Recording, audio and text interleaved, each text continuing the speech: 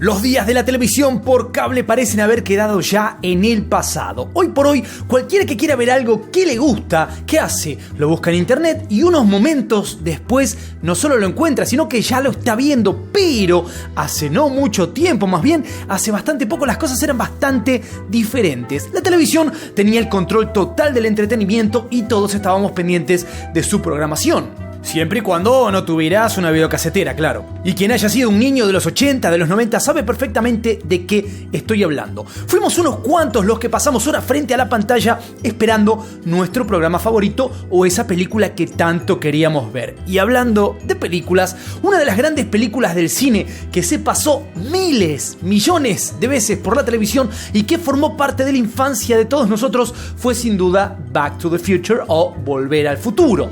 Muchos la consideran su favorita, otros una obra de arte de principio a fin y hay algunos pocos desafortunados a los que no les gusta, pero yo no he tenido la oportunidad de conocer algunos. Sea como fuera, Volver al Futuro es una de esas películas que marcó a toda una generación, pero lo cierto es que esa película estuvo muy cerca de ser completamente diferente. En el video de hoy te voy a contar la historia oculta de Volver al Futuro. ¡Aló! ¿Qué pasó, frikis del carajo? Soy Juanito 6, esto es Del Carajo TV y hoy nos vamos a meter de lleno en la historia que pudo haber sido distinta. ¿Te acordás de esta foto? ¿Te acordás cuando esa foto se borraba? Bueno, esa foto pudo haber sido total y completamente diferente y de hecho lo fue. No te olvides de suscribirte a este canal, dale duro al botón de like y arrancamos con esta historia que quizás no conocías de Volver al Futuro, una historia muy loca. La historia de cómo se concibió, cómo nació esta película es muy interesante. Un buen día, el guionista Bob Gale estaba revisando el sótano de la casa de sus padres cuando de repente se encontró con un álbum fotográfico de su padre. Ese álbum era básicamente un álbum escolar de la escuela y pudo ver una foto de su viejo, de su padre joven, y se dio cuenta de que habían ido a la misma escuela secundaria. En ese momento sintió como si esa experiencia se tratara como haber viajado en el tiempo, como viajar al pasado, y en ese mismo instante se preguntó qué pasaría si realmente pudiera viajar en el tiempo y encontrarme con mi padre joven. Quizás seríamos amigos, seríamos enemigos, quién sabe. Y en ese momento se le ocurrió justamente la idea de esta película. Se iba a tratar de un chico que viaja hacia el pasado y conoce a su padre en el momento en que tienen la misma edad. Bob le contó la historia a Robert Zemeckis y le gustó tanto que aportó una nueva idea para el guión. El protagonista no solamente se iba a encontrar con su padre, sino que también se encontraría con su madre, que hacía todas esas cosas que no le dejaba hacer al protagonista. Imagínate eso, conocer a tu madre a los 15, 18, 20 y tu madre haciendo todas y cada una de esas cosas que primero que nunca te dijo que hacía y segundo que te prohíbe hacer a vos. La historia estaba prácticamente lista, así que terminaron de escribirla y la llevaron de acá para allá sin demasiado éxito. La verdad es que a nadie le cerraba demasiado la idea o pretendían cambiarle un montón. Así que este proyecto quedó pausado por un tiempo, aunque en 1984 Zemeckis dirigió una película de bajo presupuesto llamada Romancing the Stone que terminó siendo un éxito de taquilla total y completamente inesperado. Fue en ese momento en que todo el mundo quería a Zemeckis como director para dirigir cualquier cosa. Pero Zemeckis no quería dirigir cualquier cosa, quería hacer esa película que había pensado con Bob Gale y que la habían rechazado en todas partes. Así es que Gale y Zemeckis se juntaron con ¿quién? Nada más ni nada menos que con Steven Spielberg. Le contaron la idea y la verdad es que al tipo le encantó. Con unos cuantos ajustes, Spielberg se convirtió en uno de los productores y la película fue llevada hacia Universal Pictures, quienes pusieron todo el billetín para que esa película se hiciera. No sin antes otra vez cambiar un montón de cosas. Así que, ¿qué cosas se cambiaron, por ejemplo? Bueno, a uno de los ejecutivos de Universal llamado Sidney Sheinberg no le gustaba que a Emmett Brown le dijeran profesor, así que lo cambiaron por Doc. Tampoco le gustaba el final del guión que terminaba con Marty llegando a un futuro muy futurista, así que lo cambiaron por el que conocemos hoy. Tampoco le gustaba que la mascota de Emmett Brown fuera un mono, así que lo cambiaron por un perro. Y por último, no le gustaba el título, así que le quiso cambiar el nombre a la película y ponerle algo así como El astronauta de Plutón. En inglés, Spaceman from Pluton. Por suerte nadie le hizo caso con eso último y quedó el nombre que todos conocemos. La cosa es que el proyecto se puso en marcha y querían como estrella principal a Michael Fox. el actor era conocido por la exitosa serie Family Ties y porque era cómico, gracioso, tenía mucho carisma, era el puto amo en esas épocas. Pero cuando le ofrecieron el papel, lo rechazó. Parece ser que Michael Fox estaba grabando esa serie, estaba muy ocupado y no tenía tiempo para hacer otra cosa. No es que no quería, no tenía tiempo. Los que tampoco tenían tiempo eran los de Universal, que querían que la película se rodara rápido y dijeron que si Michael Fox no podía, que contraten a otro, el que sea. Así fue como empezaron a hacer un largo casting por el que pasaron un montón de actores, incluidos un jovencísimo Ben Stiller. ¿Te imaginas que habría sido de Volver al Futuro con Ben Stiller? Muy random pensar en eso.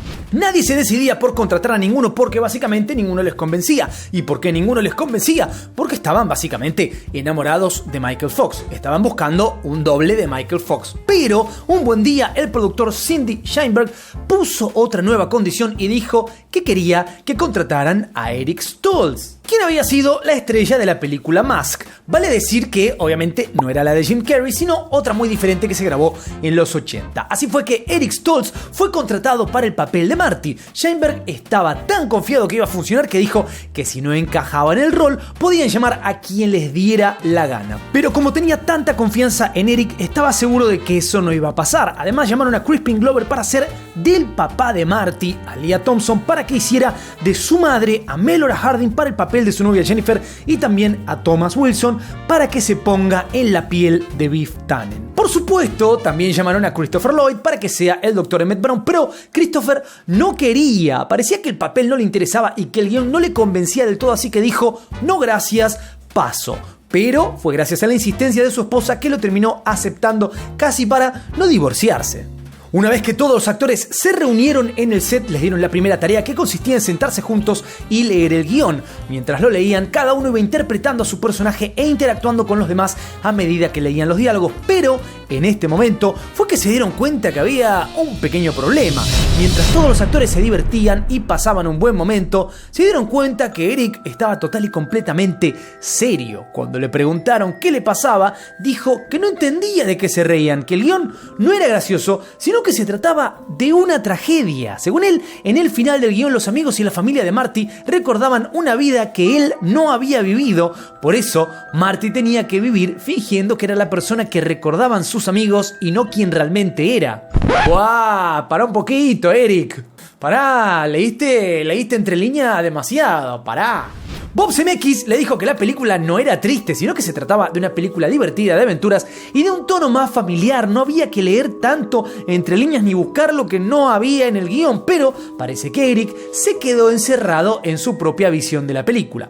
La historia de la máquina del tiempo iba a ser bastante distinta también a la que conocemos. En primer lugar, iba a ser una heladera que llevaba al pasado a los protagonistas.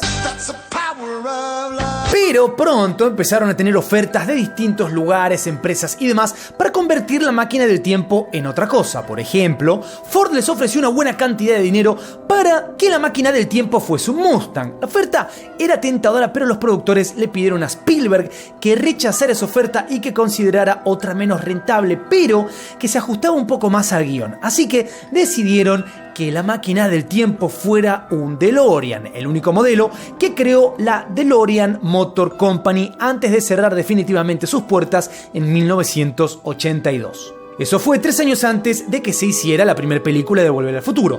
La razón principal para elegirlo fue que una de sus puertas se abría hacia arriba y eso le daba una pinta un poco más futurista, como una nave espacial. Una vez solucionado el tema de la máquina del tiempo, quedaba un pequeño detalle y era el presupuesto. El final que tenían planeado consistía en que Marty regresara a su época con la ayuda de una explosión atómica. Para eso se requería la construcción de una plataforma nuclear falsa y recrear esa explosión. ¿Todo eso cuánto costaba? Bueno, demasiado dinero, y Universal no estaba dispuesto a gastar un centavo más en una producción sobre la que tenían más dudas que certezas. Así fue como lo de la explosión nuclear fue borrado de un plumazo y lo cambiaron por la legendaria escena del rayo en la torre del reloj. Qué curioso, ¿no? Un montón de cosas que a veces pasan en las películas pasan por diferentes motivos, como este caso, que es un cambio que tiene que ver con el dinero. No es como hagamos esto porque queremos hacerlo, es porque no nos da el dinero para otra cosa. Y finalmente termina siendo la decisión correcta por los motivos equivocados, digamos. Así fue que con todo arreglado comenzaron con la filmación, pero las cosas no marchaban nada bien y una de esas razones era que Crispin Glover era un actor con muchos mambos en la cabeza y por eso discutía mucho las cosas que le mandaban a hacer. No estaba totalmente de acuerdo con Zemeckis en cómo tenía que ser George McFly, pero con el tiempo pudieron limar asperezas y lograr que todo funcione. Con el que no podían llegar a un acuerdo era con Eric Stoltz, porque no estaba actuando como querían. Básicamente el tipo seguía metido en su visión depresiva del libreto y actuando como si todo fuese una tragedia. Algunas escenas las hacía bien, otras no tanto. Los editores pensaban que para tener una escena lista iban a tener que recortar varias tomas para poder lograr algo medianamente decente o diferente a lo que este pibe estaba tratando de conseguir. Aunque la gota que derramó el vaso fue cuando grabaron la escena en la que Marty vuelve a 1955 y se encuentra parado en medio de la plaza de Hill Valley. En ese momento Zemeckis vio detenidamente la actuación de Stoltz y notó que el Marty McFly que tenía enfrente era uno que estaba aterrado por el viaje al pasado y que vivía todo como algo realmente trágico. En ese momento se dio cuenta que tenía que parar la filmación o terminarían haciendo una película distinta a la que había pensado. Así es que pusieron en marcha el plan B. ¿Y cuál es el plan B? El plan B era el plan A. ¿Y cuál era el plan A? Michael Fox. Así que lo que hicieron fue llamar nuevamente a Michael J. Fox, el actor que ya había dicho que estaba ocupado filmando su serie. Otra vez levantó el tubo y le insistieron y le hicieron una oferta tan buena que no pudo rechazarla. Además, los productores de la serie Family Ties dijeron que le daban permiso para actuar en la película siempre y cuando tuviera en cuenta que la serie era prioridad. Así fue que Michael Fox grababa todo el día la serie y a la noche se iba a rodar Volver al Futuro casi sin parar y casi sin dormir. Obviamente, el cambio de actor fue algo realmente complicado. La película ya se había filmado casi completamente con Eric Stoltz durante 3 meses, así que tuvieron que empezar de vuelta desde cero. Esto permitió ajustar unas cuantas cosas, por ejemplo, vestuario, guión e incluir unos cuantos chistes más. La diferencia actoral, digamos, entre los dos actores fue notable porque Michael Fox era un tipo no solo mucho más carismático y simpático que Eric Stoltz, sino que era mucho más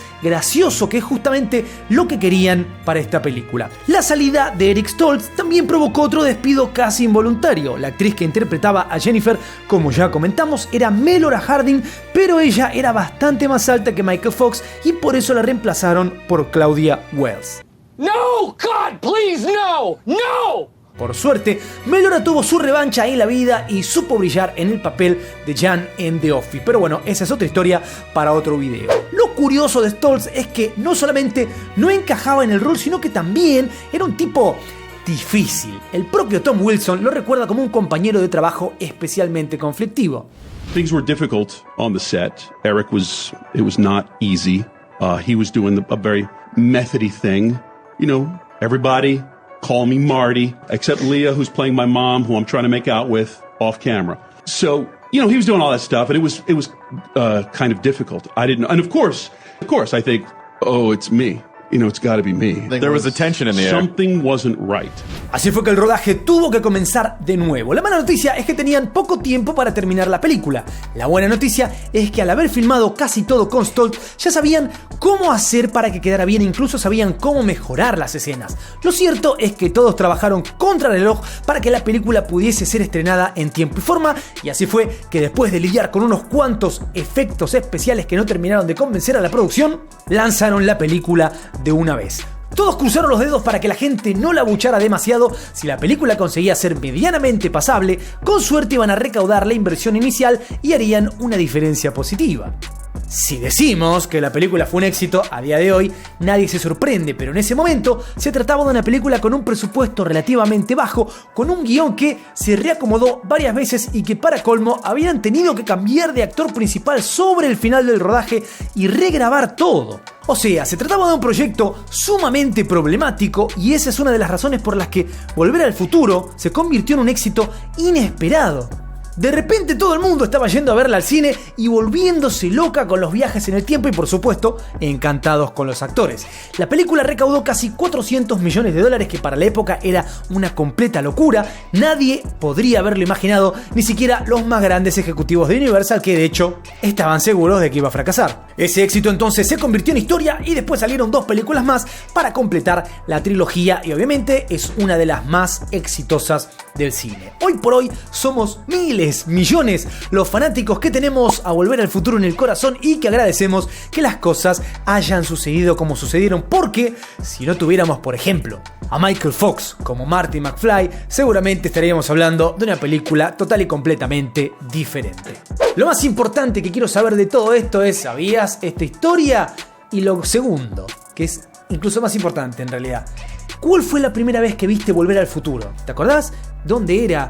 ¿Cómo fue? ¿Dónde estabas? ¿Qué edad tenías? Comentame por ahí y comentame la sensación que te dejó la película. Esas situaciones, esos recuerdos, siempre está bueno tratar de rememorar lo que sentimos, ¿no? Y que a veces pasa que cuando vuelves a poner esa película, ese disco, ese algo, lo sentís de vuelta. Es increíble, es como viajar en el tiempo, justamente. Así que viajar en el tiempo y contame ¿cuándo viste por primera vez Volver al Futuro? Déjamelo por ahí, no te olvides lo más importante, darle duro al botón de like, suscríbete, toca la campanita, seguime en mis redes, te dejo otro video por ahí y ya sabes cómo es la movida. Soy Juanito 6, esto es Del Carajo TV y nos veremos en el pasado. Paz.